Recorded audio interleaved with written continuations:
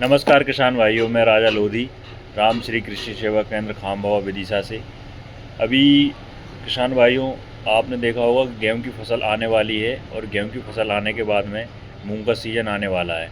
मूंग के सीज़न के लिए आप सभी लोग 15 मार्च से लेके 15 अप्रैल तक मूंग की बिजाई कर सकते हैं। और मूंग की बिजाई के लिए आप बढ़िया खेत की जुताई करके मूंग की अच्छी वैरायटी लगाएं, जिसमें आप PDM 139 और स्टार एग्री सीड्स की स्टार 444, इन दोनों वैरायटी में से किसी भी एक वैरायटी का चयन कर सकते हैं। और 4 से 5 किलो पर बीघा के हिसाब से आप मूंग लगा सकते हैं। मेरा सभी किसान भाइयों से निवेदन है, अगर मूंग की PDM 139 और स्टार 444 मूंग की कोई भी वैरायटी अगर आपको चाहिए तो राम श्री कृषि सेवा केंद्र खामबावा विदिशा पर उपलब्ध है। जय जवान जय किसान।